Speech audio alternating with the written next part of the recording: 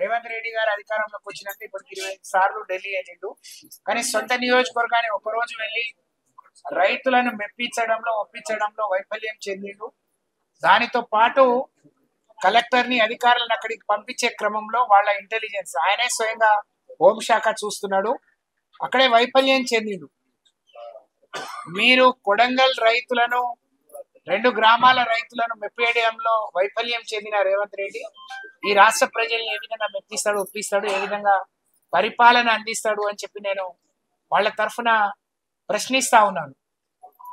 నీ అధికారం, నీ దురహంకారం అంతా మా గిరిజనులను ఇబ్బంది పెట్టడంలో, వాళ్లను రోడ్డున పడేయడంలో, వాళ్లను మరి వాళ్ళ భూములు దోచుకోవడం. నిజంగా ఏదైనా ముఖ్యమంత్రి అయ్యిండు మా బిడ్డ, మా ఎమ్మెల్యే ముఖ్యమంత్రి అయిందంటే ఇప్పుడే అమ్మ చెప్పినట్టు మాకు లాభం జరుగుతుంది అనుకుంటే గెలిచిన తెల్లారి నుంచి వాళ్ళకి ఆందోళన.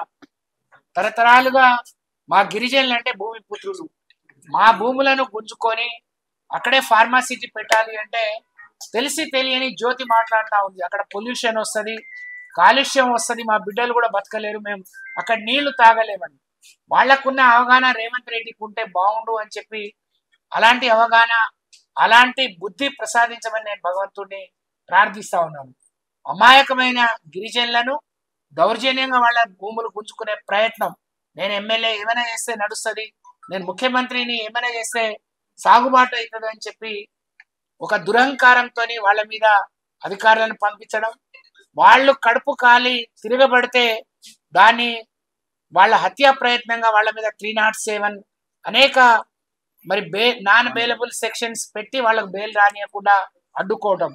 నువ్వు నిజంగా ముఖ్యమంత్రి సరి అయిన పరిపాలన చేస్తే వాళ్ళను మీరు చేసిన తప్పిది, మీరు ఇందులో ఉన్నారు అని పట్టుకుపోవాలి. కానీ అపరాత్రి అర్ధరాత్రి అని చూడకుండా కరెంటు బంద్ చేసి, ఇంటర్నెట్ బంద్ చేసి, ఆడోళ్ళు మొగోళ్ళు చూడకుండా మరి వాళ్ళ మీద దౌర్జన్యం చేయడం, వాళ్ళను జైల్లో పెట్టడం, ఇది ఎక్కడ అమానుష్యం అని చెప్పి మేము ప్రశ్నిస్తా ఉన్నాం.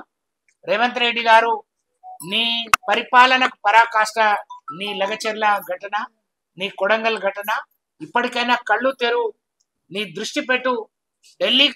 ఢిల్లీ వైపు తిరిగి ఢిల్లీ వైపు పెట్టే దృష్టిలో 10 పైసల వంతన పరిపాలన మీద పెడితే ఈ రోజు ఇలాంటి సంఘటన జరిగేది కాదు, ఇంతమంది గిరిజనులు బాధితులుగా అయ్యేవాళ్ళు కాదు అని చెప్పి నేను తెలియజేస్తా ఉన్నాను.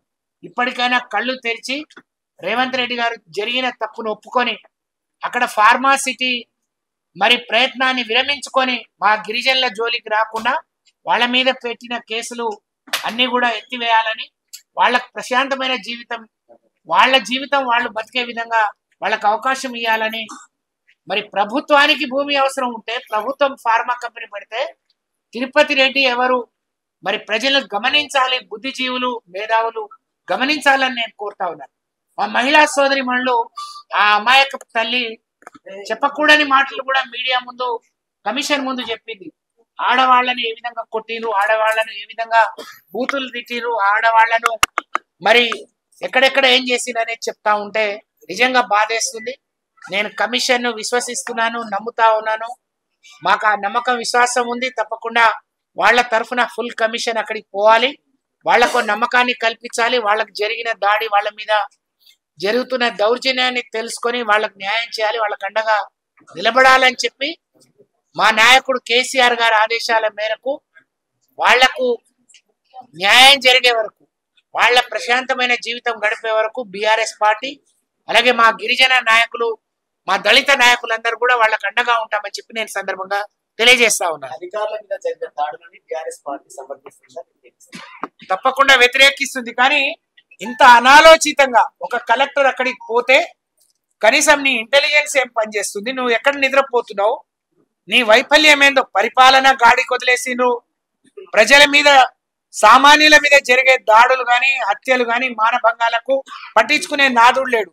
స్వయంగా నీ కలెక్టర్ మీద దాడి జరిగితే నీకు సిగ్గనిపించట్లేదా రేవంత్ రెడ్డి అని అడుగుతా ఉన్నా. కలెక్టర్ మీద దాడి నీ మీద జరిగినట్టు, నువ్వు అందుబాటులో లేదు కాబట్టి ఎవరు వస్తే వాళ్ళ మీద చేశారు. కానీ ఇందులో నుంచి నీ జ్ఞానోదయం కావాలి, నీ ఇక్కడ నుంచి నీకు ఇప్పటికైనా నీ బుద్ధి మారాలని చెప్పి నేను తెలియజేస్తా ఉన్నా.